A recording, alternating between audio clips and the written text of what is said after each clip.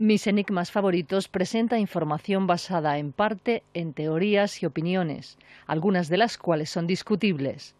El propósito del programa no es dar por válida ninguna parte de la controversia, sino emplear los informes y pruebas dramáticas para ofrecer una respuesta posible, aunque no sea la única, a estos enigmas y misterios.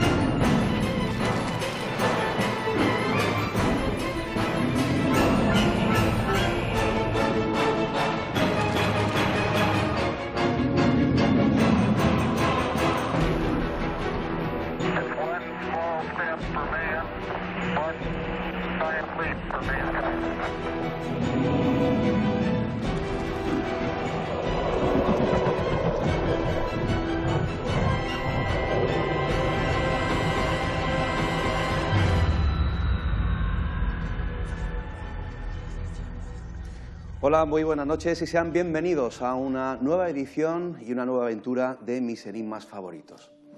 El tema que vamos a abordar esta noche, queridos amigos, es un tema fascinante, es un tema polémico, dilatado, del que lo hemos abordado muchísimas veces a lo largo de estas 15 temporadas en Mis enigmas favoritos. Probablemente sea la reliquia para muchos del cristianismo más importante. Hablamos de la Sábana Santa de Turín. Hoy vamos a hacer un programa con nuevas informaciones, con nuevos invitados. Van a intervenir varios investigadores, catedráticos, en definitiva, para intentar dar más luz sobre este asunto. ¿Qué piensan ustedes? ¿La Sábana Santa de Turín es auténtica o es un fraude de la Edad Media? Comencemos la investigación. La Sábana Santa es un reto a la inteligencia. Para los creyentes, por la extraordinaria crónica visual que ofrece de la Pasión de Cristo. Tal y como expresó Juan Pablo II en el año 1998, dado que no se trata de una materia de fe, la Iglesia no tiene competencia específica para pronunciarse sobre esas cuestiones. En este caso, encomienda a los científicos la tarea de continuar investigando para encontrar respuestas adecuadas a los interrogantes relacionados con este lienzo que, según la tradición, envolvió el cuerpo de nuestro Redentor cuando fue depuesto de la cruz. Pero, ¿qué es el sudario de Turín exactamente? Del griego sindón, pieza de tela que puede ser usada como lienzo fúnebre. El sudario de Turín es un lienzo de lino rectangular de 436 centímetros de largo y 110 de ancho, y tejido a espina de pescado. Sobre un mismo lado de la tela son impresas las huellas frontales y dorsales de un hombre muerto después de haber sido crucificado. Muchos creen que el sudario de Turín es el lienzo fúnebre de Cristo, es decir, el lienzo en que el cuerpo de Jesús fue envuelto. ¿Hay razones para tal creencia? El sudario ha sido sometido a los estudios más rigurosos de la ciencia, descubriéndose numerosos datos asombrosos. Mientras muchos hombres fueron crucificados, solo Jesús de Nazaret fue, además, azotado, coronado con espinas y traspasado en el corazón con una lanza, tal como muestra la imagen. Este fue sepultado envuelto en el sudario, según la costumbre de los judíos.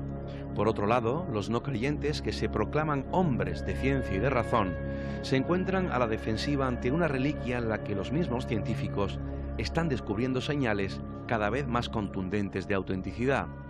La Iglesia busca la verdad. La Santa Sede, propietaria de la Sábana Santa, parece haber sido honesta permitiendo todo tipo de investigaciones científicas. Las pruebas cada vez son más contundentes. De hecho, muchos no cristianos creen que en efecto se trata del sudario fúnebre de Jesús de Nazaret. Por otro lado, no faltan cristianos que demuestran desinterés y hasta hostilidad. Pero en honor a la verdad, la síndone de Turín continúa siendo un enigma. Todavía quedan muchos interrogantes sin respuesta. Hay investigadores que incluso piensan y creen que el cuerpo de Jesús estaba decúbito prono en el sepulcro y que tras la huella, la impronta de la sábana, se oculta una referencia al Apocalipsis de San Juan. Está el número de la bestia, 666, relacionado con la imagen de la síndone de Turín? ¿Hasta qué punto todas estas teorías son ciertas? ¿Realmente se trata del lienzo, del sudario que envolvió el cuerpo del Nazareno?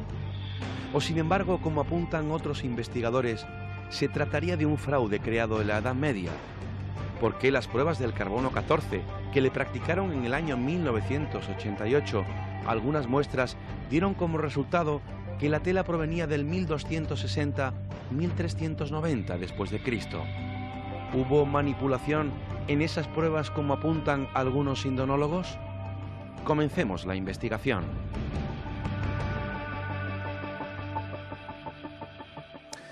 Han pasado muchos años de aquellas investigaciones y el tema, lógicamente, sigue generando muchísimo interés. No se ponen de acuerdo. Pero, ¿qué es exactamente la Sábana Santa de Turín? Para ello, en este debate contamos con la presencia de Francisco Trigueros, es colaborador habitual del programa, es psicoanalista, pintor, hiperrealista, escritor e investigador. Buenas noches, Francis. Buenas noches. Encantado de que estés aquí. Gracias. Para mí un placer, como siempre. Justo enfrente de Francisco Trigueros, por primera vez y directamente de la ciudad condal, Barcelona, viene un colega, periodista, escritor, investigador, Carlos Mesa. Buenas noches. Hola, buenas noches. Buenas noches, bienvenido. Pues muchísimas gracias, encantado de estar aquí contigo. La presencia de Carlos Mesa, bueno, él tenía que haber venido hace mucho tiempo a mis enigmas favoritos, fue porque el pasado año, en ese certamen importante en Barcelona, en el Maggi, pues él expuso una conferencia muy interesante sobre la falsificación de la Sábana Santa. Él está aquí para ofrecer su teoría, su hipótesis de por qué él piensa, cree y lo va a argumentar con sus pruebas de que la Sábana Santa es un fraude creado en la Edad Media. Y justo enfrente de Carlos Mesa, al lado de Francisco Trigueros, se encuentra otro viejo amigo del programa, es médico forense, doctor, investigador, médico del Instituto Legal de Medicina Legal Forense de Málaga, Eduardo Ramos. Buenas noches. Buenas noches. Encantado de que estés aquí. Igualmente. Y des también luz, ciencia a este asunto. Intentaremos. Y además que lo conoces bastante bien. Bueno, a mí me gustaría, para comenzar este debate, bueno, pues un primer posicionamiento, ¿no? ¿Qué pensáis, después de tantos años hablando y divulgando este asunto, investigándolo, cuál es vuestro posicionamiento sobre el tema? Empezamos con Francisco Trigueros. Bien, para mí la síndone, lo he repetido en alguna otra ocasión, es el objeto más nocivo para la cristiandad y por lo tanto no debería de haber existido. Pero sin embargo, es auténtica, así lo considero. Ese es mi posicionamiento. No tienes ninguna duda. Ninguna. Vamos a escuchar a Carlos Mesa, su posicionamiento, y después a continuación el doctor Eduardo Ramos. Yo considero que se trata de un, como bien has dicho tú, un fraude, ¿no? Un fraude muy bien orquestado y siempre se ha estipulado que si realmente es una falsificación, cómo se pudo llevar a cabo, ¿no? Y parece como que nadie había encontrado esa solución. Como periodista y fotoreportero, pues un día me dio por practicar una técnica medieval de fotografía y obtuve unas pruebas que me llamaron tanto la atención, porque toda la técnica se llama luna cornata y después si quieres hablamos de ella, Sí. pues que sencillamente pensé que la solución estaba delante de mis ojos y que era muy evidente que se trataba, por supuesto, de una falsificación medieval. No albergas ninguna duda, ¿no, Carlos? Ninguna, ninguna. Además, eso es una técnica fotográfica que se conocía perfectamente en la Edad Media y que nos hemos olvidado de ella, pero que si uno rescata en los anales de la historia, incluso se puede descubrir quiénes fueron los que practicaron esta técnica de fotografía, ¿no? Yo quiero darte especialmente las gracias, Carlos, porque eres un periodista valiente. Me pareció muy interesante tu exposición en Barcelona y por eso estás aquí, porque creo que son argumentos bastante, creo que sólidos, por lo menos para exponerlos y a partir de ahí el debate, que creo que es siempre saludable y sano. Por tanto, gracias por estar aquí, por tu valentía como periodista, Carlos. Pues muchísimas gracias. Vamos a escuchar al doctor Eduardo Ramos. Bueno, pues yo realmente tengo una postura que está un poco a caballo entre la de ellos dos, como, bueno, tengo mi opinión propia, pero no es más que una opinión, pero desde el punto de vista médico, desde luego, sí podríamos decir que refleja bastante bien, bastante fielmente lo que pudo ser la pasión de Cristo tal y como se describen en los evangelios, al menos en los oficiales. Es decir, se refleja bastante fielmente el hecho de un hombre que fue azotado hasta la extenuación, mucho más allá de los límites físicos, y un hombre que después de una serie de avatares llega allí al Gólgota, es crucificado, tal y como describen los evangelios, bueno, después de la crucifixión y de los signos más o menos acusados de asfixia, para comprobar el hecho cierto de la muerte. No existían evidentemente los avances que tenemos hoy día. Se procede a darle el lanzazo en el costado. Entonces, en ese sentido, la sábana, bueno, pues refleja bien eso. Dicho esto, desde el punto de vista médico, evidentemente no podemos hallar un signo patognomónico para decir seguro de aquella época. Evidentemente, en la Edad Media, sobre todo con el nacimiento de la Inquisición, se sabía muy bien distintos métodos de hacer sufrir a los reos, ¿no?, a los condenados, y las consecuencias físicas que podían tener.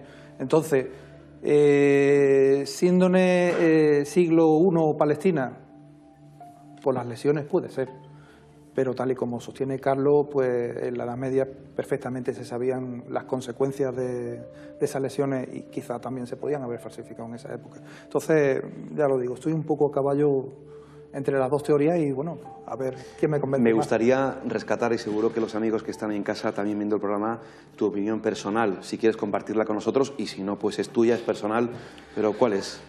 Mi opinión personal, bueno, pues es una opinión que igual para las corrientes oficiales es un poco dura, pero es que a mí me da igual. Es decir, yo me declaro cristiano de convicción, pero es que no me hace falta una prueba de este estilo para tener esa fe. Es que estamos hablando de fe. El cristianismo se trata de una cuestión de fe, no se trata de una cuestión científica. Si yo, en vez de cristiano, me declarara matemático, pues sí necesitaría unas pruebas concluyentes y matemáticas. Pero es que como cristiano entiendo que es un debate sano, es un debate que dura 2000 años.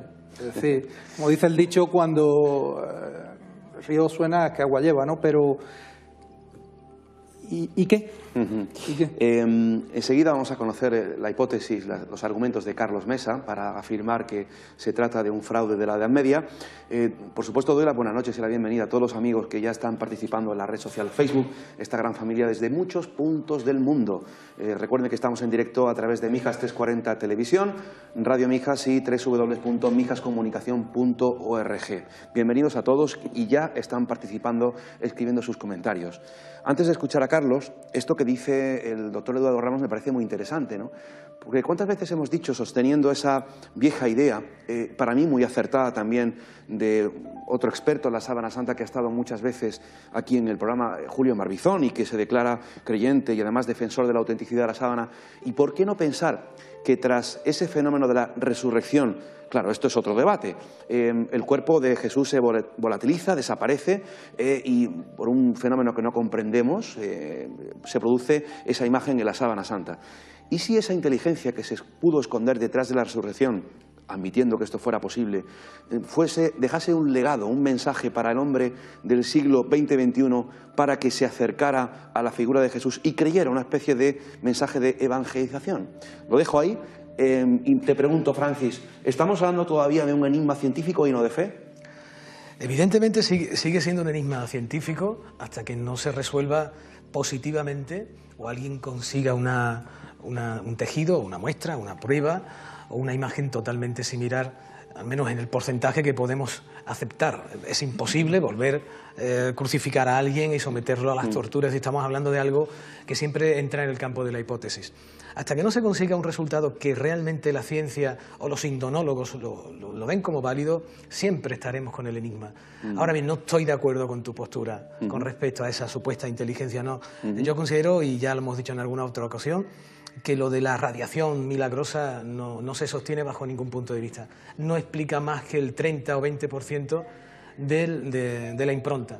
Y por lo tanto una hipótesis como esa, si no explica un 100% de las cuestiones, no es válida. Bueno, es interesante y insisto, es muy dado para que el cristiano pueda aceptarlo. Ahí vemos la imagen de mi cuadro, que está basado exclusivamente en la imagen. Cuadro que pintó Francisco Trigueros. Exactamente. Cuyas deformaciones o aparentes malformaciones están simplemente porque la Sábana Santa tiene esas malformaciones y yo me he limitado a copiar exhaustivamente. Yo me refería, cada Francis, detalle. filosofando sobre el asunto, Sí. solamente filosofando, más que a la forma de haberse hecho la imagen, a esa inteligencia que pudo estar detrás Sí, de tú la... hablas de un mensaje evangelizador, Efectivamente. pero es que precisamente, y estoy con el doctor, la fe del cristiano no necesita ningún objeto que dé ningún mensaje, porque ese mensaje ya ha sido dado hace 2000 años.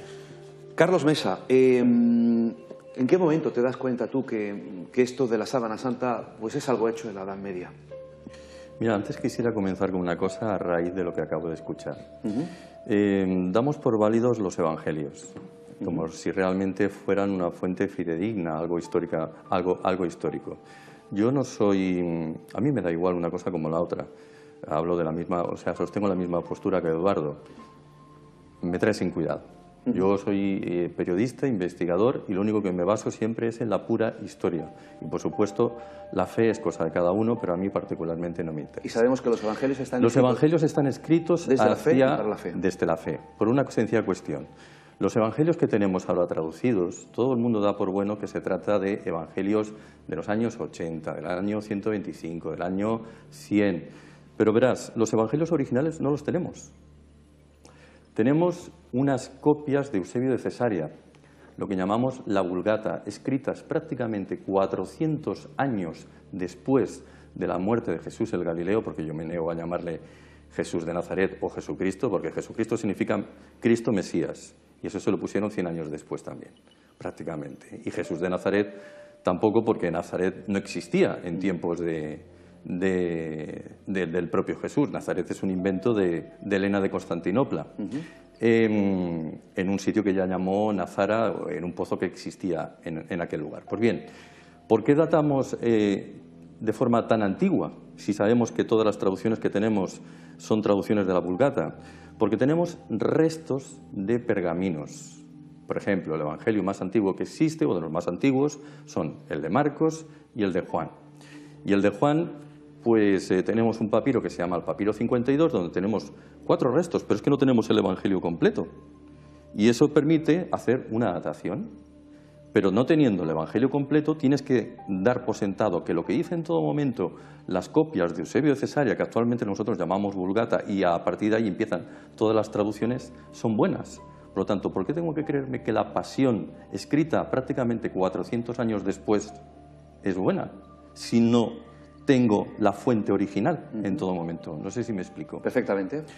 Por lo tanto, partimos ya de unos evangelios que, bueno, históricamente hablando, no son sostenibles por ninguna parte. Y a partir de ahí se reproduce una pasión que es la que refleja la sábana, y teniendo en consideración que, ojo, pudiera que no haber sucedido como nos lo muestra la sábana, simplemente refleja lo que esos evangelios escritos 400 años después dijeron. A partir de ahí, empecé a mirar la Sábana Santa y me di cuenta de una cosa. La Sábana Santa no tiene por dónde cogerla. Tiene muchísimos fallos de falsificación. Muchos. Pero uno detrás de otro. Te vas encontrando uno detrás de otro. Empiezas a encontrarte un detalle, otro detalle, otro detalle, otro detalle, otro detalle, y aquello no hay por dónde cogerlo. Luego tenemos una prueba, que la prueba, no sé por qué todo el mundo la pone en duda, de que la prueba del radiocarbono 14 estipula que la sábana o la síndone es del siglo XIII al XIV. Pero bueno, muchos dicen por ahí que es que ha fallado porque el carbono se puede, por incendios o por los remiendos de las monjitas, pues se ha podido tergiversar esa prueba. La prueba no se puede tergiversar de ninguna de las maneras, porque las pruebas de radiocarbono 14 se hicieron en 3 laboratorios diferentes y se lavan. Eso es muy importante. Se lavan antes de examinarse esos isótopos de carbono 14. Por lo tanto, la prueba es totalmente fiable y corresponde a esa fecha, porque además es en esa fecha cuando se descubre una técnica medieval, que es la técnica de la fotografía de la luna cornata, que el primero que la lleva a cabo es Roger Bacon, señor que además fue contratado por un papa, Clemente V, porque aquel Roger Bacon había sido acusado de nigromante, es decir, persona que cogía cadáveres para examinarlos a la luz de la ciencia y ver qué es lo que había allí dentro. Quiero decir, Después tenemos a Tomás de Aquino, que siguió ensayando con la técnica de la luna cornata. Se conoce una técnica de fotografía medieval y todo el mundo hoy en día estipula, eso no puede ser porque las cajas o estas cajitas que conducen la luz a principios del siglo XIX darían más luz en la zona central, pero yo no estoy hablando en ningún momento de cajas. Estoy hablando de que es una técnica que se puede llevar simple y llanamente a cabo con el sol, que es uno de los aceleradores más posibles para que se pudiera impregnar algún tipo de fijación, algún tipo de sustancia en lo que es la sábana como tal. Hacemos una pequeña pausa aquí, Carlos. En la siguiente parte vamos a ver esas imágenes que nos has traído. No sé si alguno de vosotros dos queréis ya decir algo con respecto a lo que está argumentando Carlos. Hombre, a ver, desde sus argumentos da la impresión de que ni evangelios ni sábana, todo es absolutamente casi una especie de fantasía, ¿no? De creación hecha con una intención evidentemente malsana. A ver, no estoy de acuerdo en absoluto con nada de lo que has dicho. Lo que pasa es que eso sería cuestión de un debate mucho más complejo. Primero, en cuanto a los evangelios. Es cierto que los evangelios están escritos, no lo has dicho tú, están escritos en griego koiné, es un griego de aquella época que se usaba precisamente para la comunicación entre distintas razas o distintas estirpes.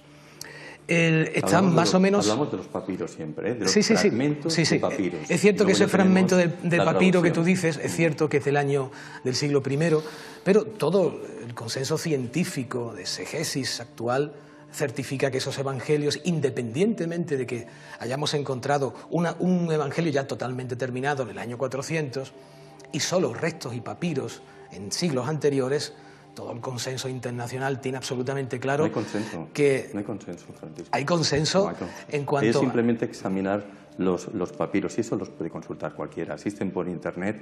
Inclusive hay una cosa que me gustaría aportarte porque como te he escuchado, incluso es interesante para la investigación que tú estás llevando a cabo y te diré algún dato pero bueno, interesante para tu investigación. Que yo tenga entendido y según mi investigación y lo que sé y lo que conozco, de hecho Antonio Piñero es el primero que los defiende, los evangelios están escritos entre el 70 y el 100 y pico, mejor dicho, el siglo I, un poquito después del siglo I, desde el 70 después de Cristo. Es decir, aunque luego lo que tengamos en las manos sean traducciones y tal, está claro que están escritos en aquella época, no hay tanta distancia, es que das a entender que parece que lo que se escribe de la Pasión ha pasado 400 años antes, y eso no es así. Pero insisto, si solamente tienes 2 o 3 paginitas, te sirve para datar, pero no te sirve para conocer el mensaje completo. Vamos a escuchar al doctor Eduardo Ramos, que ha tomado notas ahí también. Sí, al respecto, 2 cosas que has dicho tú, y enganchando un poco con el tema este de los evangelios.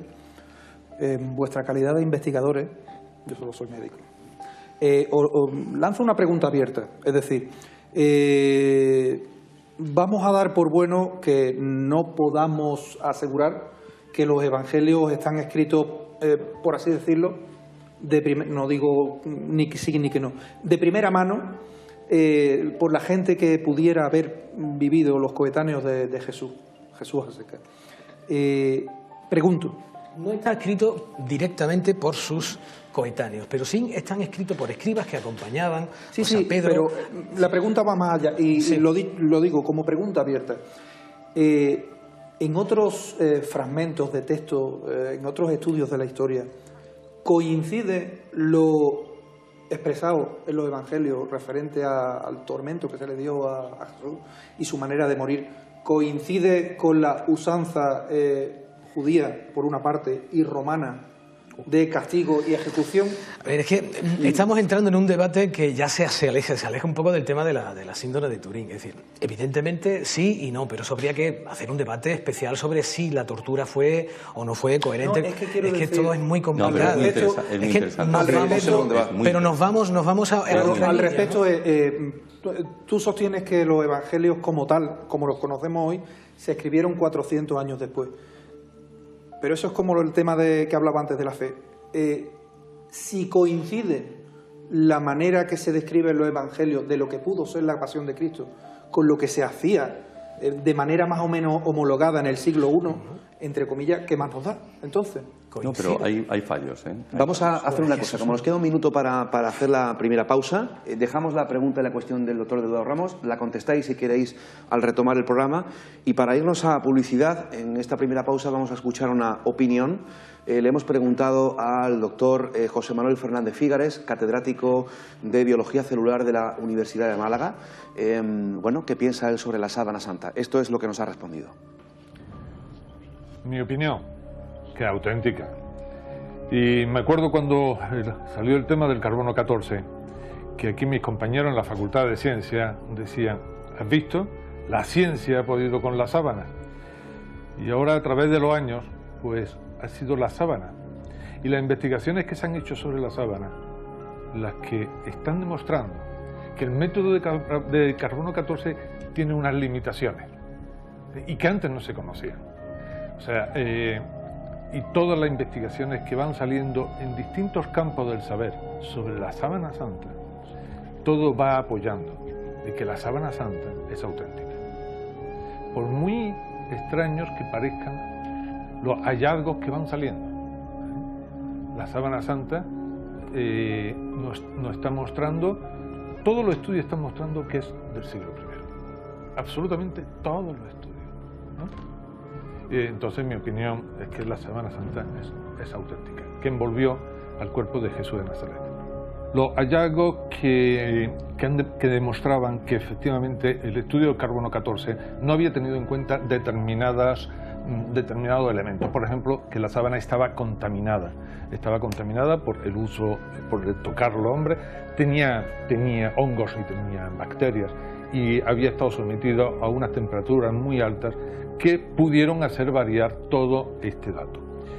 Otro hallazgo en el año 99 está presentado en un congreso internacional de botánica por el profesor Avinoam Danin, catedrático de botánica de la Universidad Hebrea de Jerusalén. Y este hombre encontró en la sábana encontró el perfil de flores que únicamente crecen en Próximo Oriente.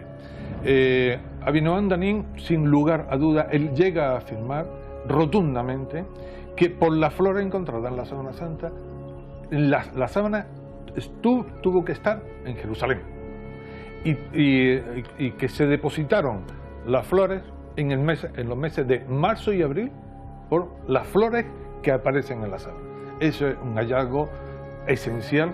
Hay flores que se ven a simple vista, las otras flores, el perfil se ve con ordenador. El ordenador, la investigación a través del ordenador está resultando esencial para la sábana. Y otro hallazgo es que sobre el rostro del hombre de la sábana han aparecido un resto de palabras, y Bárbara Frale, que es una investigadora de los Museos Vaticanos, ella es una historiadora, pues ella, ahí se habían identificado tres palabras muy importantes. Una era Nazareno, otra era Jesús, en griego, escrito en griego, y Innexen, que es a muerte. Es un certificado de defunción, porque a todos los cadáveres había que ponerle un certificado de defunción porque no se podían tocar en un año. Entonces eso estaba grabado ahí. Y son unos hallazgos muy importantes en el estudio de la sábana santa. Después volveremos a escuchar la opinión del doctor José Manuel Fernández Fígares, catedrático de Biología Celular de la Facultad de Ciencias de Málaga. Tenemos que hacer una obligada pausa, enseguida retomamos el programa, se quedan las cuestiones del doctor Eduardo Ramos encima de la mesa para que Francisco y Carlos las contesten y vamos a conocer tu investigación. Carlos, ¿te parece? Hasta ahora, amigos.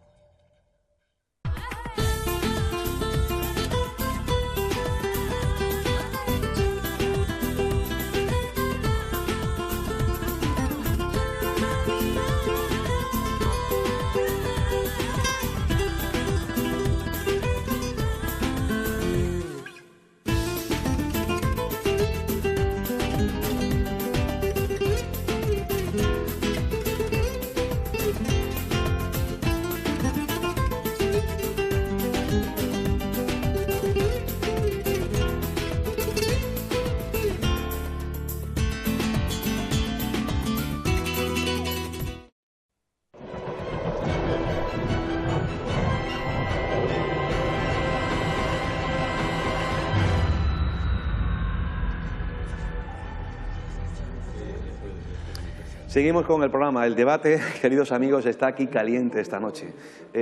Muchas veces se dicen cosas muy interesantes fuera de cámara y se están diciendo, créanme que se están diciendo. Yo no sé cómo lo están viviendo ahí en casa. El muro también está que echa humo. Hay muchos comentarios de muchos amigos que están escribiéndonos. Sergio, por ejemplo, escribe que yo recuerdo el estudio de pólenes de la Sábana Santa. Era bastante contundente al respecto y la situaban en el siglo I y en la zona de Judea. Y los pólenes son una técnica bastante exacta en cuanto a localización y datación, siempre que encuentres pólenes de especies autóctonas y extintas. Marítima Gómez, de Sevilla, no sabía yo lo de las letras de Jesús muerto. Uf, se me ha puesto la piel de gallina. Escalofríos me han entrado. Sigo pensando que es verdadera y que Jesús nos dice, sigo aquí con vosotros. ¿Creen ustedes que la Sábana Santa de Turín, en esta segunda década del siglo XXI, después de todo lo publicado e investigado, es auténtica? ¿Es un fraude de la Edad Media? ¿Por qué la Iglesia oficialmente no deja investigar más sobre la Sábana Santa? Muy intereses creados, hay desde luego muchas hipótesis al respecto. Vamos a escuchar a Carlos Mesa y a Francisco Trigueros responder las cuestiones que planteaba el doctor Eduardo Ramos. Vamos a conocer la investigación de Carlos Mesa y vamos a seguir escuchando opiniones de diferentes investigadores. Carlos, ¿quieres comentar algo con respecto a lo que he dicho? Yo quería comentar sobre lo que acabamos de ver hace un momento en del catedrático. Del catedrático. Venga. Una de las preguntas que me gusta formular siempre a una persona, independientemente, con todos los respetos, por supuesto, es un catedrático y hay que respetarlo, evidentemente, pero la primera pregunta que yo formularía como periodista es usted creyente? Porque si la respuesta es sí, yo te contesto. Entonces está contaminado por la fe. Te digo que es creyente y te digo que además que es miembro del Centro Español de Sindonología. Por lo tanto, la respuesta que me va a dar siempre es concerniente a la fe que tiene, más que la suposición de la ciencia. Porque verás, cuando hablamos de la contaminación de la Sábana Santa, en esa prueba del carbono 14, que para muchos todavía se lo ponen en entredicho, cabe recordar que hacia el año 2000 aproximadamente se retiraron todos los remiendos, aquellos que se fueron poniendo por las monjitas con el paso del tiempo. Cuando se retiraron aquellos remiendos, se vio que las zonas afectadas por aquel famoso incendio medieval en Chamberí mostraban, pues, evidentemente, más isótopos de carbono 14, lo cual demostraba una contaminación en la zona. Pero ojo, solamente en esa zona, porque el resto sigue intacto. Insisto, cuando se examinó las 3 muestras por 3 laboratorios diferentes, se hizo un lavado previo. Por lo tanto, si se hace un lavado previo, no puede estar contaminada la muestra, es decir, la muestra es fidedigna. 2. Cuando hablamos de pólenes, hablamos de Max Frey, creo recordar. Sí. Max Frey hizo un estudio que prosigue todavía y hoy en día se sabe que hay alrededor de unos 58 a 60 pólenes diferentes, de los cuales solamente 2 pertenecen a la zona de Judea, Jerusalén o como cada uno lo quiera definir. 2 de prácticamente 60. 2 de 60, la Gundela y otro más que no recuerdo, que también estaban en la Edad Media, no son exclusivos del siglo I, dan por demostrado que esa sábana es del siglo I o simplemente demuestran que la sábana estuvo viajando. 3. Cuando decimos que existen letras y aparecen unas letras, algunos ven unas marcas que creen identificar con letras en hebreo. ¿El INRI estuvo colocado en hebreo o en latín? Porque si es en latín, que es lo más normal, siendo los romanos los que lo han crucificado, finalmente no debería estar precisamente en hebreo, con lo cual esas letras, para mí, si existen, que yo creo que eso no es más que la imaginación de cada uno con unas manchitas que pueden dar a entender que existen unas letras, pues si existen, demuestran de nuevo una falsificación. ¿Por qué? Porque deberían estar en latín, no deberían estar en hebreo o en arameo. Bueno, que yo sepa, en el Titulus Crucis existe está descrito justamente los 3, en hebreo, en latín y en griego. Entonces, a ver, yo no estoy de acuerdo con el tema de las letras. Yo creo que eso sí que es un poco pareidolia. Ahí sí puedo estar... Pareidolia.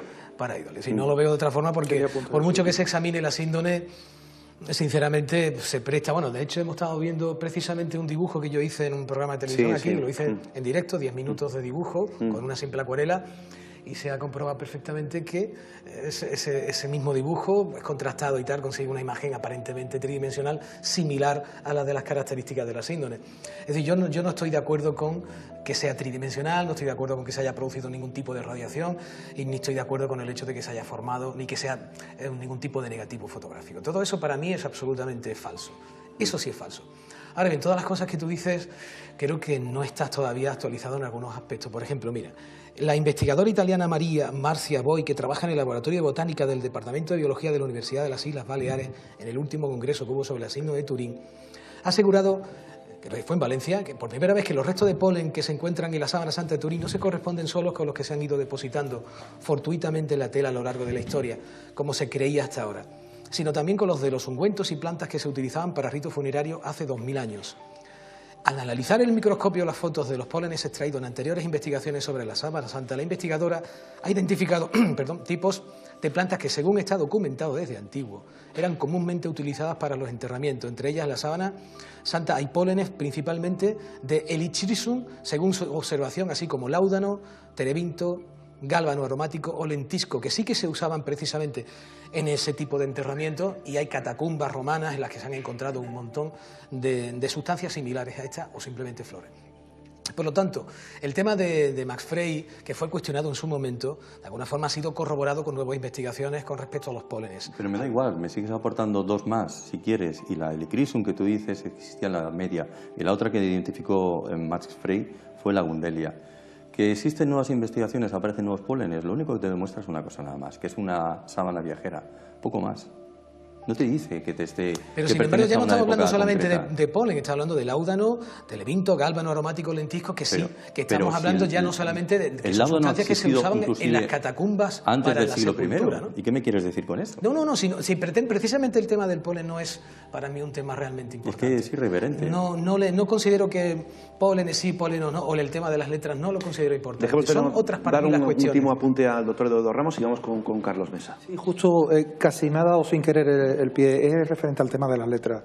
Efectivamente, el ser humano ve lo que quiere ver. Sí, por supuesto. Es decir, aunque no sea tu corriente paradigmática, te has presentado como psicoanalista, está la psicología de la Gestalt, que dice esa capacidad del ser humano de agrupar estímulos perceptivos y, digamos, darle sentido según precisamente su acervo cultural y demás. Justamente. Entonces, el tema de las letras, bueno, seguramente, aunque sea un poco una exageración, igual si un japonés se pone a estudiar ahora la sábana santa, ve algún kanji japonés también. Con toda probabilidad. Pues seguro. Entonces... Escribe Desiree Almazán en el muro de Facebook: yo, después de escuchar en varias ocasiones a Francisco Trigueros y leerme su libro, estoy totalmente convencida de su explicación de cómo se creó la impronta, porque todas las pruebas apuntan a ello. Otra cuestión ya es quién es el personaje que dejó esa impronta, pero que de cómo quedó y que su posición era de cúbito prono, sin duda. Carlos, yo te voy a pedir que en 8-9 minutos nadie te va a interrumpir. Vamos a ir viendo imágenes. Intentes resumir tu hipótesis. 8-9 minutos. ¿Crees que podrás? Yo sé que es muy difícil, pero bueno. Es difícil, pero daremos pequeñas pinceladas. Perfecto. Cuando tú quieras, podemos ver las imágenes. Cuando tú quieras, adelante.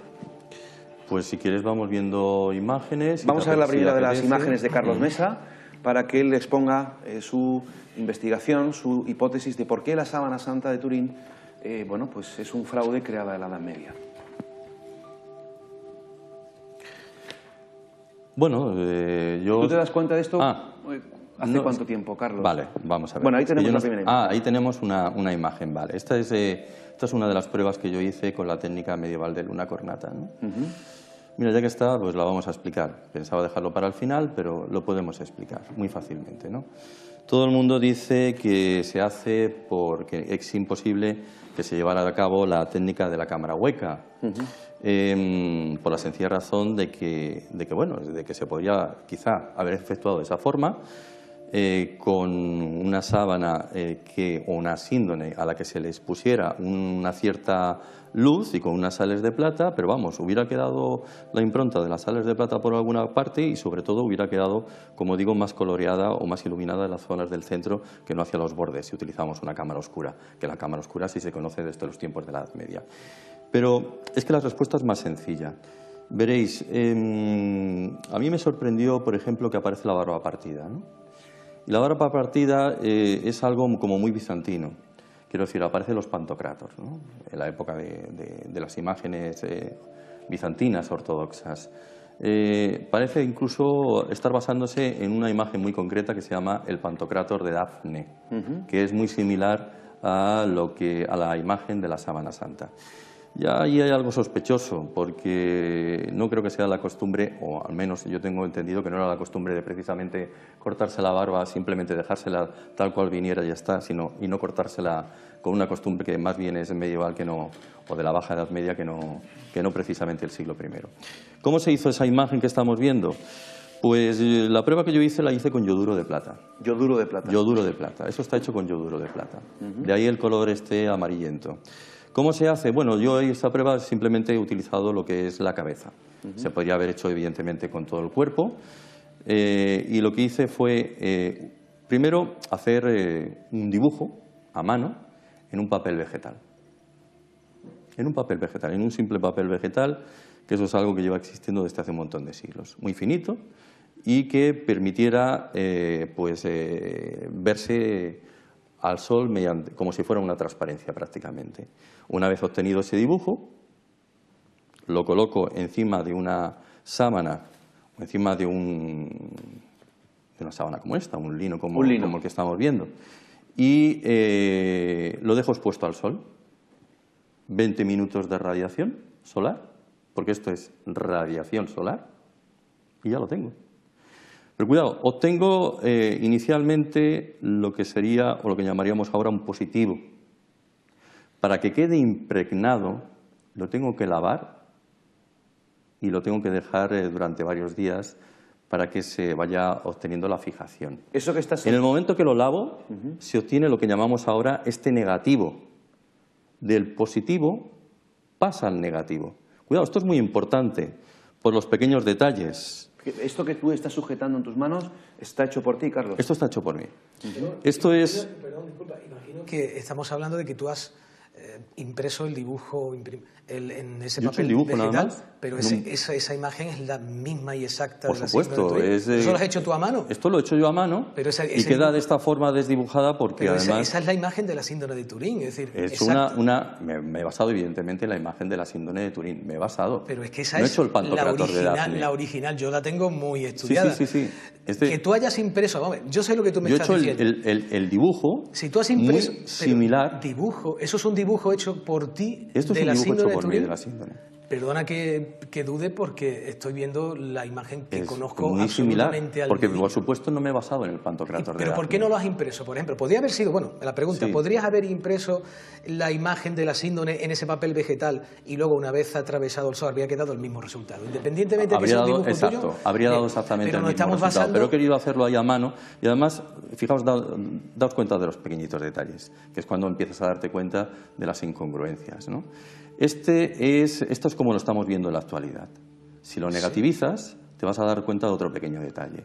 El bigote es blanco. Bueno, eso ya hace tiempo que de eso ya hemos hablado aquí innumerables veces. Por lo tanto, el señor de la sábana no podía tener 33 años. No. O inclusive con los ajustes del calendario juliano-gregoriano por parte de Dionisio el Exiguo y que se pierden un número indeterminado de años. Bueno, este señor tiene evidentemente más edad. Por lo tanto, eso significa que tú lo que haces originalmente es hacer un dibujo que tiene bigote. Como el bigote lo haces en negro, al retirar lo que es el calco, te aparece en blanco. Al sumergirlo en agua para lavarle los yoduros, para dejarla seca, sin que aparezca ningún resto, vuelve otra vez a quedarse con el bigote oscuro, tal como lo estamos viendo. A ver, pero tú te estás basando en una imagen conocida. Tú has hecho una copia, igual que hice yo en 10 minutos. Pero es la imanación del artista. No, pero vamos a ver, ¿de dónde saca ese artista el concepto de crear una imagen cuyo negativo se produce una imagen absolutamente fiel a una...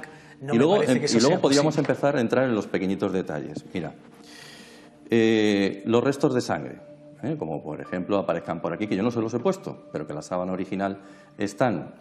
Esos restos de sangre, y además también hay otros fallos, porque si este hombre está tumbado, el pelo cae hacia atrás, y aquí el pelo está como bien, un puestecito, sin ningún tipo de problema. Mira, tendríamos que haber tenido un programa previo a este para no tener que hablar con estas cuestiones.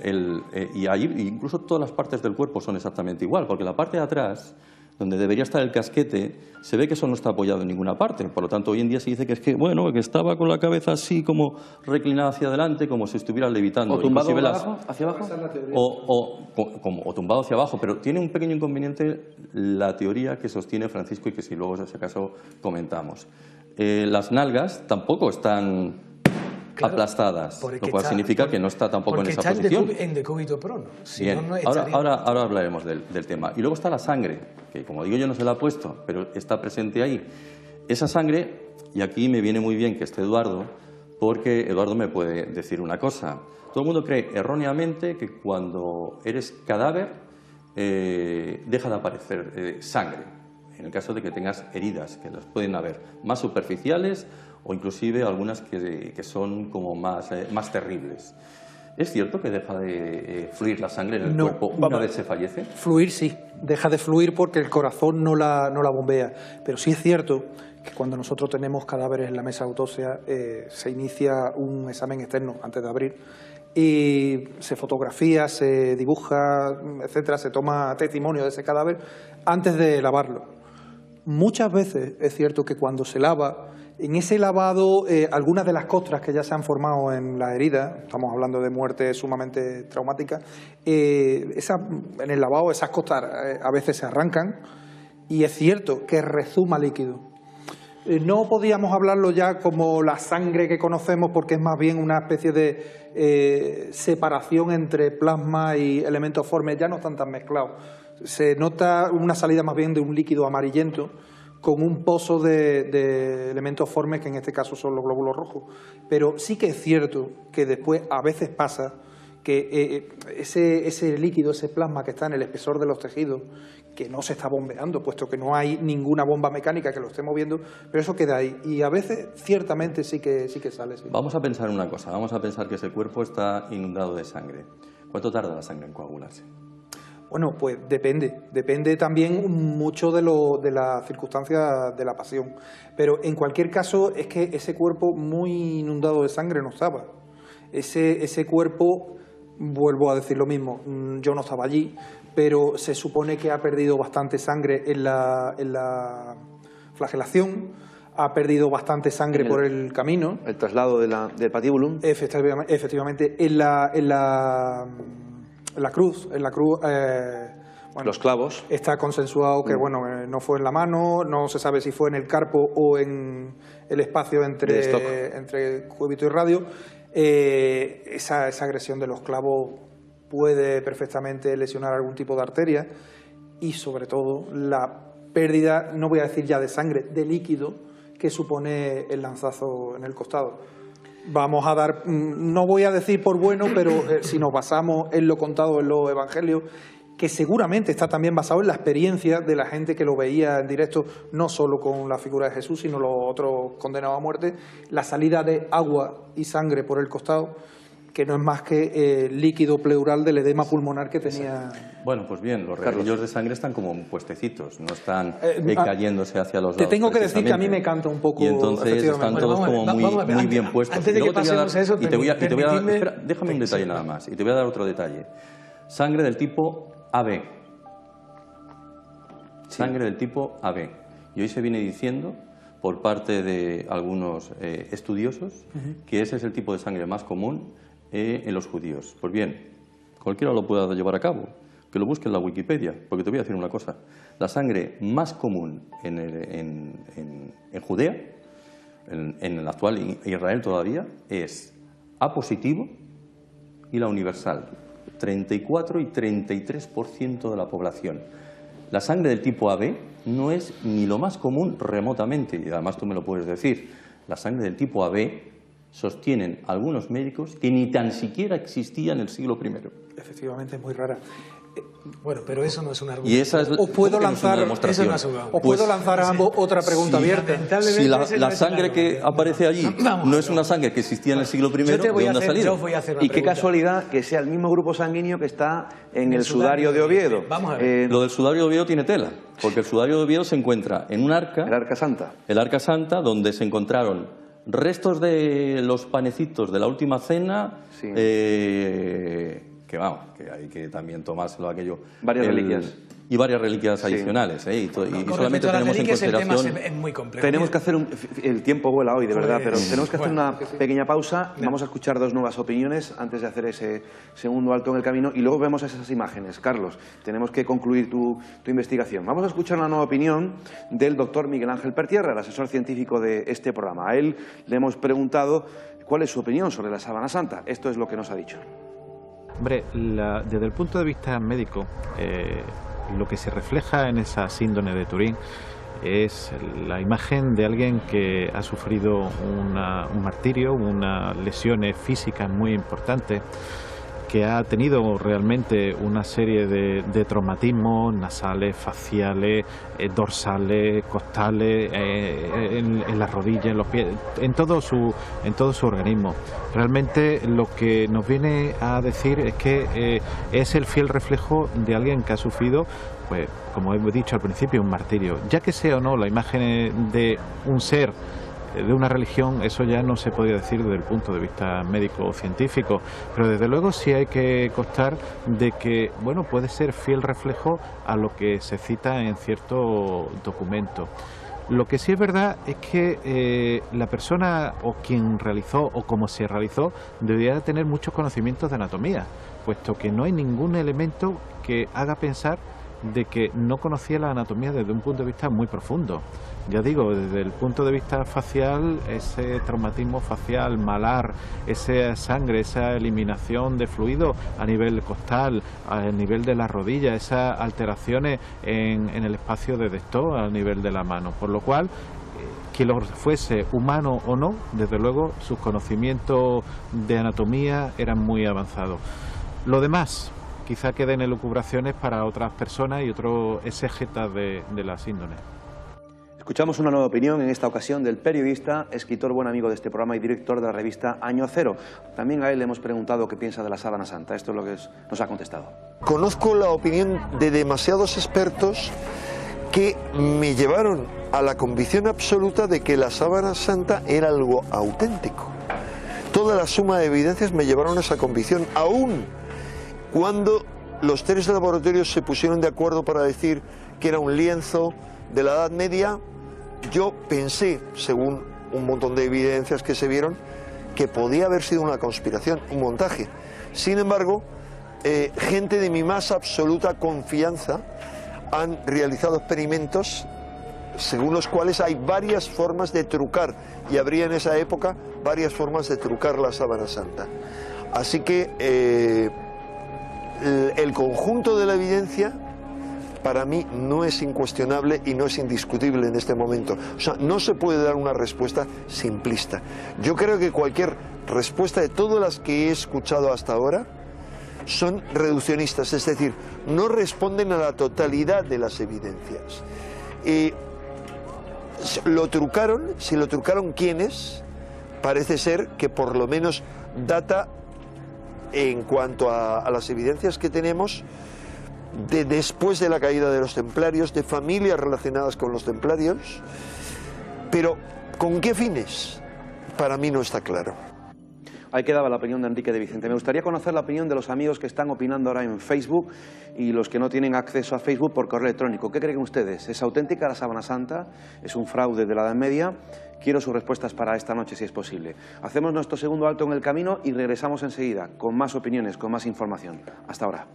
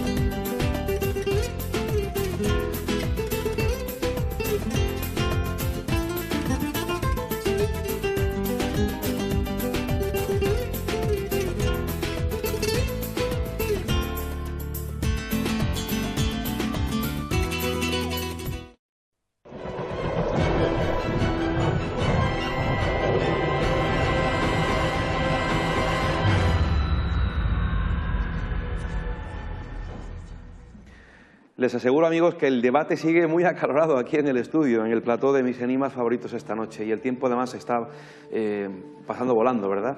Bueno, pues vamos a continuar. Me gustaría dar unas informaciones, pero la primera es que mañana viernes, día 28 de marzo, a partir de las 7:30 de la tarde, en el ámbito cultural del Corte Inglés, estará presentando su libro Incógnita el compañero, periodista, escritor e investigador Francisco Contreras. Yo no podré estar allí, lamentándolo mucho, porque se van a acercar un montón de amigos, porque estaré aquí grabando un programa especial, otro de mis enigmas favoritos, así que le deseo toda la suerte. Mañana, viernes 28, en el ámbito cultural del Corte Inglés, a partir de las 7:30 de la tarde, se presentará el libro Incógnita. Estará allí su autor, el periodista y escritor Francisco Contreras. Bueno, un poquito más tarde doy más información, como siempre, del programa. Pero vamos con las imágenes de Carlos Mesa. Vamos a ver la primera, que es la del Códice Prey de 1192. Vamos con esa primera imagen y vamos a intentar, Carlos, en titulares, por favor. Venga, muy rápido. Esta es la que sirve para muchos, simplemente para decir que en el 1192 ya existía la sábana santa, ¿no? Porque muestra algo muy parecido a bueno, lo que se ve en el lienzo. Bueno, las manos no están entrecruzadas y lo único que se basan es que algunos incluso dicen ver la sábana por alguna parte. Yo la examino por arriba, por abajo, yo ahí no veo nada. Algunos dicen, no, existen unos dobleces por ahí debajo. Sigo sin verlos. Las manos no están en la misma posición y lo único que veo es alguien que se cubre pudorosamente sus partes, lo cual también me hace dudar de la sábana santa, porque ¿para qué se cubre de esa manera? Y bueno, ahí se ven 4 dedos, pero luego hablamos en otra fotografía de esos 4 dedos. Esta es la sábana de Plasencia, que está, dicen algunos... Del 1012, ¿no? Del 1012, ¿no? Que sirve para decir que como ahí hay un taller firmado, o el que lo firma es el taller de Gier de la Rovere, pues testimonia que ya existía hacia el año 1012. Bueno, pues esto demuestra que no es posible, porque el taller de Gier de la Rovere solamente estuvo vigente en el siglo XVII. Esto es la Verónica. Esta se le llama Mandoplio, creo recordar, ¿no? Porque hay varias. Mandilion. No, bueno, hay... Es un icono bizantino, ¿no? Sí, pero creo que el nombre oficial que se le da es el Mandoplio. Esta es la que está en estos momentos en la cámara de... La condesa Matilde, del Vaticano. Exacto. Ahora está en la celda del Papa Francisco I. Ajá. Y poco más. Esto es algo que está muy bien que lo veamos, porque aquí entenderá más, evidentemente, Eduardo. Ahí se ve exactamente por dónde entra el clavo, que todavía hay gente que cree que entró por las muñecas, y Francisco, que ha examinado la sábana, sabe que por las muñecas no entró, entró por una posición muy cercana a lo que sería la muñeca. Pero eso se llama la zona de, que me corrijas tú, Eduardo, de Stott, ¿verdad? Sí, el espacio de Stott. El espacio de Stott. Pues bien, por ahí no pudo ser, porque si hacemos caso a esa opinión que dice que el dedo estaba plegado, el dedo pulgar estaba plegado, el nervio medio no pasa por ahí, así que es imposible. Esa es otra demostración que da a entender que eso es vamos a ir examinando imposible. Cada punto que tú consideras que es como una especie de dogma que demuestra la falsificación o fraude de la síndrome. Yo te los voy a desmontar uno a uno. En primer lugar, el Códice Prey, evidentemente del año 1192. Aún quedaban imágenes por ver todavía. Bien, bueno, vamos a hacer, es que si no, porque al final, entre una cosa y otra, no da tiempo a refutar y al final se queda esto como si fuese... Rápido también, sé rápido, Francis. Difícil ser rápido, de todas maneras vamos a intentarlo. Lo que se aprecia en el Códice Prey, si pudiéramos ver de nuevo la imagen... Volvemos a la primera imagen, por favor, a la primera imagen. Bien. La número 1. Lo que se aprecia justamente en la zona de abajo es un dibujante, obviamente un dibujante no específicamente perfeccionista, hizo una especie de esquema del dibujo del tejido de la síndone, que todos sabemos que está en cola de pez. Esa especie de estructura que hay abajo, como si fueran en un escalonamiento que sigue una dirección hacia arriba y una dirección hacia abajo, que es exactamente el dibujo, levemente ampliado o bastante ampliado. Estamos hablando de un dibujante de hace prácticamente 10 siglos.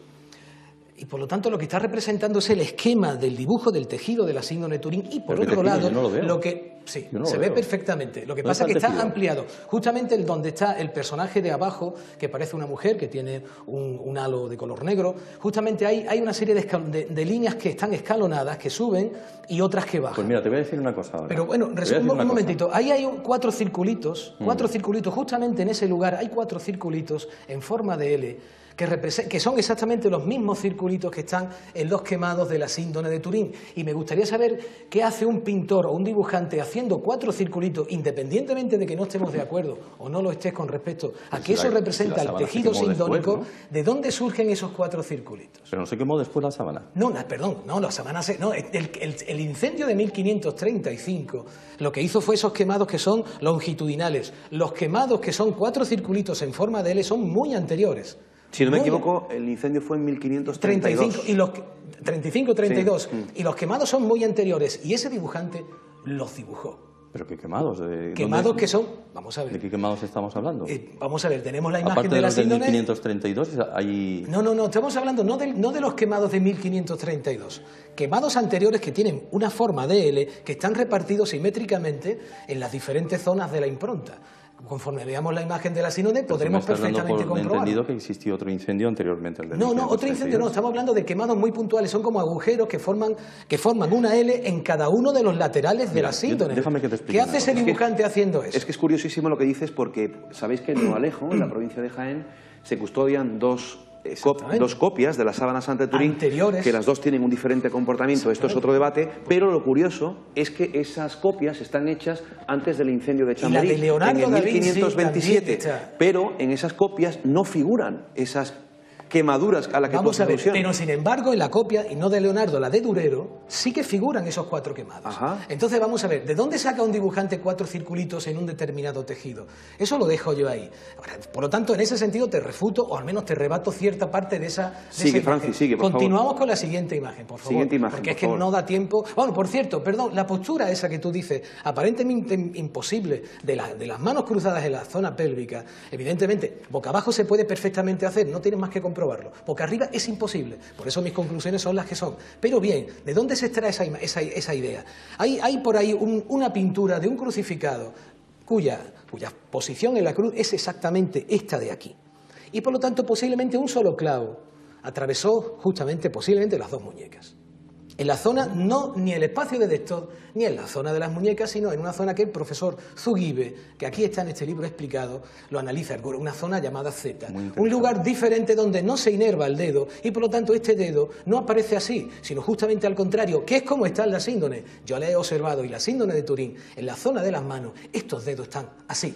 De hecho, aquí tengo un dibujo que lo especifica. Sigue, Francis, por otra parte, esa posición implica que en el momento que se produce la rigidez cadavérica, no hay forma humana de que esos brazos tengan otra posición, y mucho menos así. Y se queda en esa posición. Con respecto al tema de la sangre, pues vamos a seguir con la imagen. Segunda imagen, por favor. Sí, la próxima imagen. Bien, esto del año 2012. Yo he estado examinando y tú dices que... ¿cómo se llama el hombre ese? Pierre de la Robert. Pierre de la Robert. Yo he estado mirando que precisamente ese hombre, el nombre que tú dices con respecto a ese taller sí que es posterior, pero hay un nombre similar que es muy anterior. Lo que pasa es que no he llegado a concluir esa investigación, por lo tanto lo dejo prácticamente ahí. Si continuamos con la siguiente imagen. Tercera imagen, por favor. Sí. Bueno, en este caso, en esto no entremos. Eso es de Durero, además. Sí, pero este tipo de cosas... Si te fijas, es un autorretrato de Durero. Pero no sé, esto cómo desmitifica o desmonta la cuestión de la falsedad de la síndrome de Turín. Simplemente dan a entender que la Verónica es en realidad la síndrome plegada, ¿no? La Verónica siempre ha sido... La palabra mandilión... esto que estamos viendo aquí. La palabra mandilión que procede de los siglos VI, VII, IV, no estoy muy seguro, no soy un gran historiador de la síndrome, solamente lo tengo puntualizado, evidentemente, y la palabra tetradiplón corresponde a que cuando se exhibía, al menos la imagen de la síndrome, se exhibía solamente la parte de rostro. Era un poco absurdo exhibir tanta cantidad. Esa imagen simplemente obedece a un determinado plegado y se ofrece la imagen tal cual en el siglo VI. Hay un dibujo, tú dices que esa imagen de la síndrome... Se exhibía el mandilion, no la síndrome.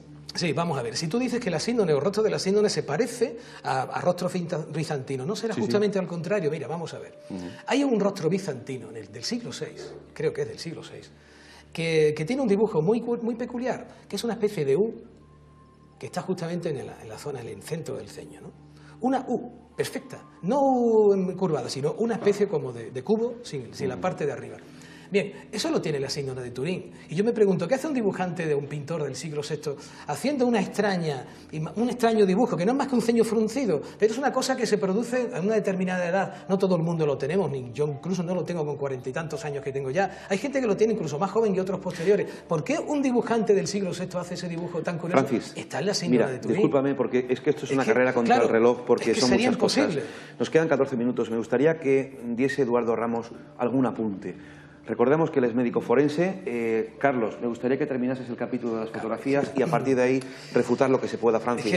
Sé que habrá que hacer una segunda parte, pero es que son muchas cosas. Venga, algún apunte. Pues hago un par de apuntes para, si se me permite, echaros a pelear. Por supuesto, sí, claro. Dos cosas, o tres cosas, mejor dicho.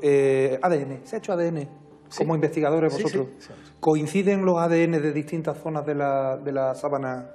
Los perfiles genéticos. A ver, la sangre está muy deteriorada. El ADN que se ha extraído, creo que del sudario y tanto de la síndrome, estamos hablando de sangre muy descascarillada, muy deteriorada y muy difícil. Al principio no se consiguió, primero ni siquiera que se supiera. Hay sangre en la sábana santa. Perdona la interrupción. ¿Cuándo se hizo esa prueba de ADN? Creo que la prueba de ADN no hará unos 5, 6, 10 años, 10 máximo. Sí, ya la técnica estaba perfeccionada. Anteriormente se había intentado, no se había conseguido ni siquiera deducir que era sangre. ¿Tú tienes constancia de que se hizo una prueba de ADN en la sábana santa? Sí. No tenía, incluso del sudario de Turín se ha extraído hasta ADN mitocondrial. Ahí sí el equipo de Dices a la cabeza. Sería muy interesante ver si el ADN es el mismo, porque enlaza con lo otro que iba a decir. Por desgracia, en toda la historia de la humanidad se ha dado la simulación. Sí. La simulación no es más que el fingimiento, en el campo médico-legal, el fingimiento de una enfermedad o de unas lesiones. Entonces, una manera muy frecuente, muy habitual de simulación es la exageración de algo que es verdad. Es decir, no me extrañaría, no voy a entrar, por supuesto, si ese hombre de la síndrome... O sea, no voy a entrar, si es de Palestina siglo I, Edad Media, Europa, ni siquiera, caso de que sea auténtica, si es Jesús, no, que tampoco podemos demostrarlo. No. Pero ¿no pensáis que existe la posibilidad de que en el convencimiento de ciertas personas que custodiaron esta reliquia, precisamente por corroborar sus tesis, pintaran encima, para un poco exagerar, como estoy diciendo, los trazos de la síndrome, sin que eso implique que sea falsa, ojo? Es claro, que no hay pigmentos en la síndrome. No, con sangre. Con sangre. Es posible que se hubiese hecho. No cabe, claro. Todo ese tipo de cosas son posibles. Por eso es que él decía las manchas de la frente. Es verdad que algunas de las manchas de la frente... No.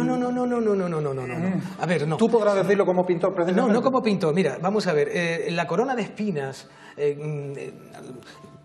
justamente las espinas pinchan en un determinado lugar y se ha estudiado precisamente que si sangre venal, si sangre arterial. Lo que yo he dicho antes del ADN, se hizo un estudio, lo que se demostró es que la cadena de ADN estaba totalmente rota, por lo tanto no se consiguió más de aquí.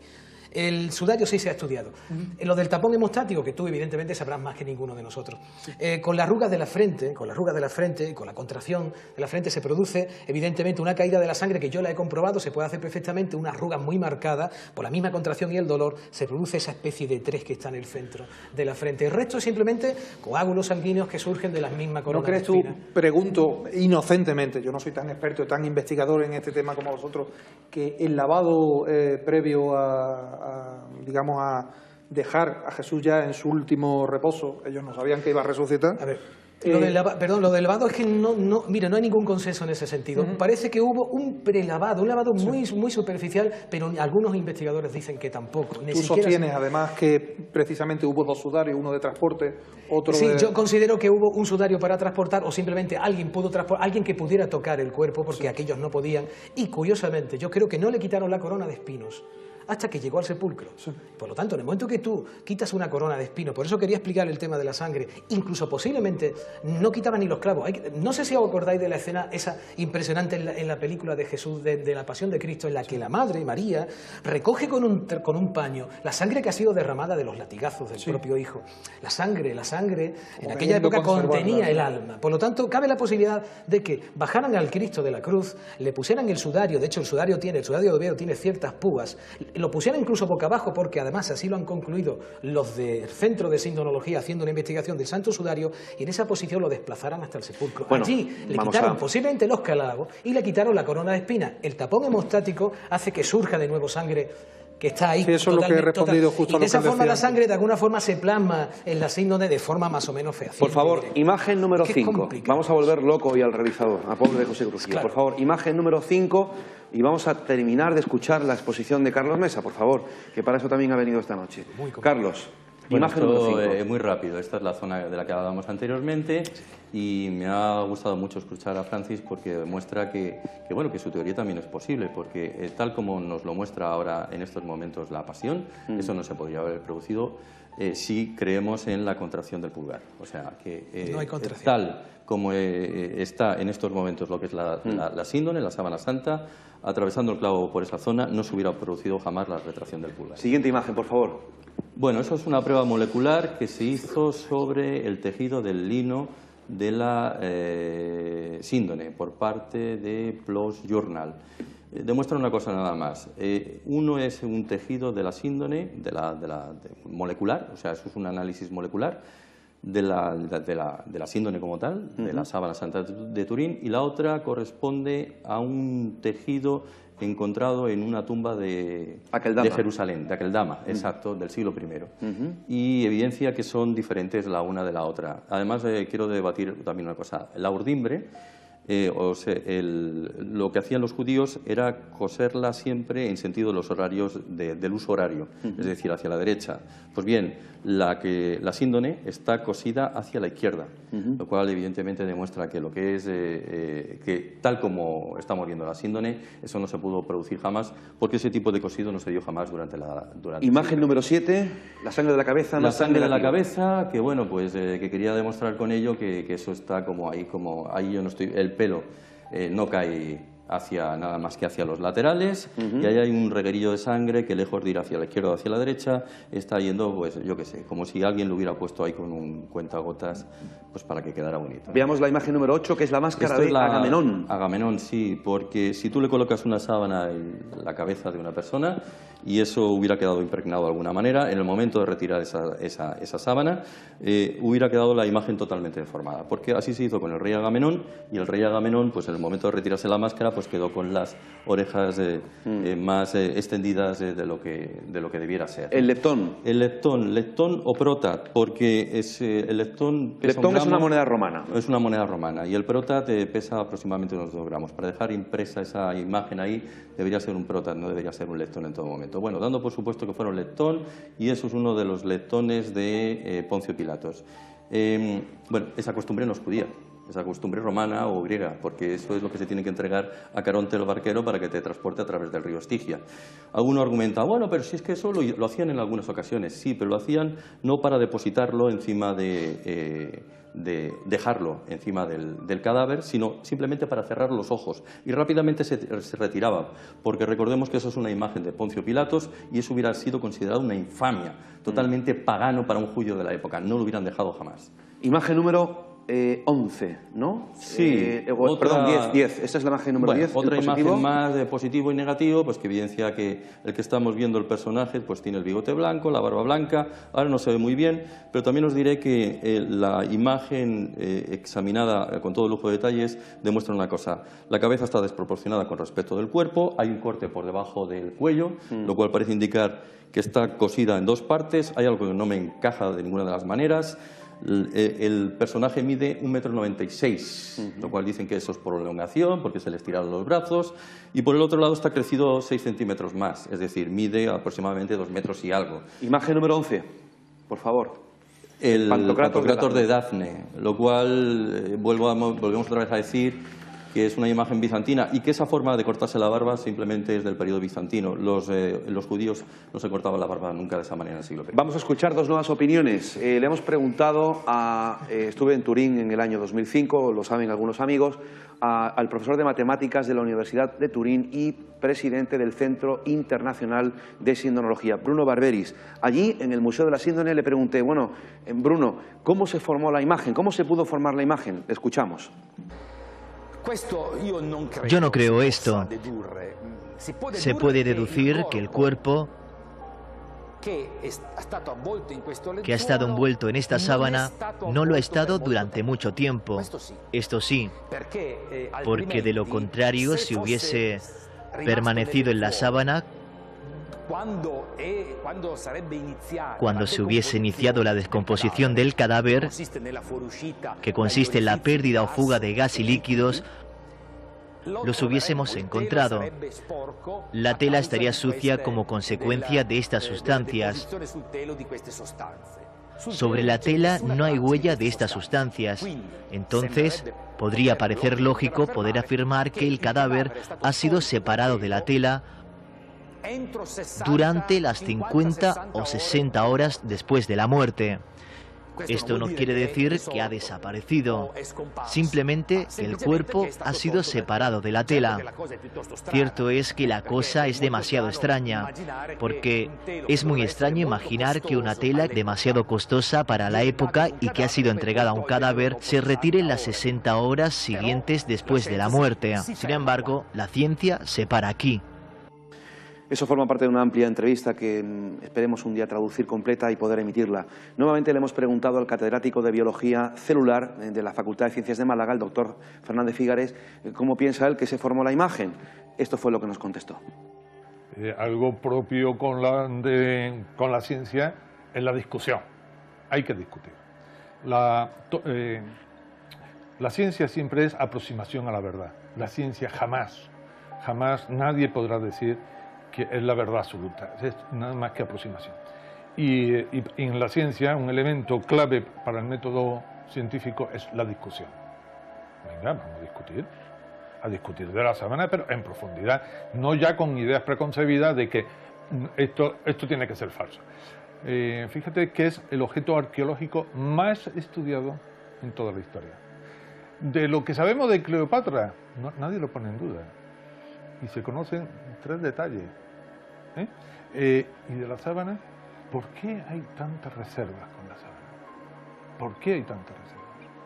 Personalmente yo creo que nunca se va a poder demostrar cuál fue el proceso. ¿Y por qué? Porque estamos en presencia de la única persona que ha podido resucitar. Y esa imagen puede ser señal de la resurrección. Nunca va a tener el hombre la posibilidad de resucitar a otro y poder comprobar a ver qué imagen se forma. Va a ser siempre un misterio, podremos acercarnos más o menos. Un francés ha postulado la hipótesis que puede ser una emisión de neutrones. Y hay pruebas que parecen, resultados que parecen que lo hacen posibles, pero no se sabe todavía. Bueno, pues yo, llegando ya al final del programa y quedando muchos flecos y muchas cuestiones demasiadas, pues es probable que hagamos un nuevo debate sobre este tema. Me gustaría, como epílogo, que cada uno tuviese una intervención de 30 segundos, no tenemos más tiempo. Francis, yo sé que tú tienes... En fin, tú has contado ya muchas cosas. Yo solo puedo decir que de todas estas últimas imágenes que ha comentado Carlos, de cada una de las cuestiones que ha dicho, todas... ¿Puedes rebatirlas? Las puedo rebatir absolutamente todas. Aquí ya hay muchas rebatidas y otras te las digo. ¿Os parece un nuevo careo? A mí me gustaría, pero empezar desde el principio para poder... Bien. Porque todas tienen una respuesta y no puedo estar de acuerdo con tu planteamiento. Pero como epílogo. Sí. Ahora, sí me parece muy valiente tu posicionamiento, ¿no? Pero creo que falta mucha información y hay muchas cosas que no conllevan o que no te llevan a un buen puerto. Mi conclusión final, sigo diciendo exactamente lo mismo. Creo que la sábana santa es auténtica, que envolvió el cuerpo de Jesucristo, aunque no se pueda demostrar que lo sea, pero no me cabe la menor duda, y vuelvo a decir lo mismo, no debería de haber existido porque va contra la fe. Y para mi punto de vista es un objeto, un enigma científico muy interesante que un día obtendrá una respuesta absoluta en todos los sentidos y no pasará absolutamente nada, se quedará tal cual y punto. Vamos a escuchar a Carlos Besa, un epílogo, una conclusión, Carlos. Mira, yo me gustaría concluir con una frase de George Orwell, ¿no? George Orwell decía en todo momento que un periodista es un investigador que da noticias que no gustan y el resto son relaciones públicas. Doctor Eduardo Ramos. Bueno, pues como epílogo decir que, desgraciadamente para vosotros o para vuestras tesis, la ciencia médica poco puede aportar concluyentemente, tanto así como no. Sí llama mucho la atención, como se ha apuntado en un vídeo ahí, que desde luego, tanto en caso de una hipotética falsificación como no, había un profundo conocimiento de la anatomía, de las consecuencias de las lesiones. Y un último apunte que me parece importante, cada uno que ya saque las conclusiones que quiera, y es cierto, respecto al tiempo de exposición. Es decir, por la normal evolución de la descomposición cadavérica, el cadáver o la persona que sirvió como modelo en un momento dado para plasmarlo en el lienzo, desde luego no pudo estar más. Dice 60 horas, yo casi que me bajaría un poquito. 36, 48. Eso es lo que hasta ahora se ha llegado. Bueno, yo he hablado con Bruno Barberis y le he explicado en mi teoría. Lo que pasa es que en italiano es muy difícil de entenderse. Él apostó por una posibilidad, y es que simplemente había que investigarlo, porque de alguna forma, si mi teoría responde al 100% de las características de la imagen, hay que sopesarla. Responde a ese 100%. Evidentemente, estoy de acuerdo contigo, la ciencia no puede responder, y menos la ciencia médica. ¿Y qué más da? ¿Y qué más da? Insisto en ello, ¿qué más da? Francisco Trigueros, Carlos Mesa, doctor Eduardo Ramos, ha sido un auténtico placer, un auténtico honor haber compartido este tiempo de televisión, de tertulia, de debate. Se quedan muchas cosas en el aire, pero sobre todo el respeto a Reinado, lo cual os lo agradezco. Esto da pie a un nuevo careo, a un nuevo debate sobre este apasionante tema. Muchísimas gracias a todos los amigos que han opinado. Se quedan comentarios, emails por leer. Yo quiero decir que, como todas las semanas, tenemos un correo electrónico para lo que deseen, para poder recoger su opinión, su comentario, su caso, su historia, su crítica, su sugerencia, lo que deseen, a misenigmasfavoritos@gmail.com. Ese es el correo electrónico del programa, y nuestra página web, donde tenemos de aquí al verano un montón de actividades organizadas, de viajes. Métanse tanto en el muro de Facebook, en eventos, como en la página web www.misenigmasfavoritos.com.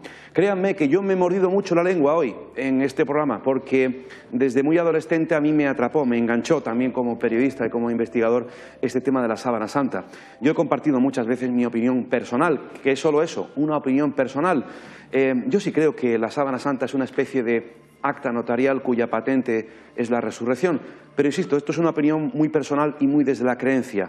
Pero tal como dijo en su momento y en este programa Julio Marbizón, tal vez fuese una milagrosa falsificación, si realmente lo fue hecha en el medievo. En cualquier caso, sigue siendo un misterio apasionante, y ahí lo dejamos. Hoy se cumplen 9 años del fallecimiento, de la desaparición, del paso al otro plano de un gran maestro, de una persona muy querida por muchos de nosotros y que nos enseñó a toda una generación de periodistas e investigadores a hacer esto que hacemos desde hace algún tiempo, periodismo del misterio. Se fue Fernando Jiménez del Oso. Hoy se cumplen 9 años y vamos a despedir el programa, 9 años sin él, con estas imágenes, viéndole, escuchando su voz. Vamos a poner esas imágenes y vamos a recordarle, vamos a recordarle pues como él siempre era, ¿no? Con esa perspicacia, con esa forma de presentar y comunicar, con ese sentido del humor que él únicamente tenía. Muchísimas gracias, maestro, te seguimos añorando todos los días, te queremos y te mandamos un fuerte abrazo cósmico desde aquí, de parte de toda la familia, amplia familia de mis enigmas favoritos. Les espero la semana que viene. Un fuerte abrazo a todos, de todo el equipo que hace posible este programa. Buenas noches y que sean felices. Os dejamos con él, con Fernando Jiménez del Oso. Pilar, yo he contactado y fui yo el que te dije, oye, dile a tus primos que el viernes me viene. ¿Esto es así? ¿Bajo tu experiencia? Hombre, puede que en su mayoría, y actualmente no tanto. Eso yo creo que es válido para hace unas cuantas décadas. No, el nivel cultural ya, igual que el nivel cultural del país, es mayor. Pero yo conozco sanadores que son universitarios, conozco sanadores que hacen una anamnesis de cada paciente, que tienen un archivo cuidadoso, que piden luego pruebas objetivas de diagnóstico para ver la evolución del paciente. Hay algunos que se lo toman muy, muy en serio.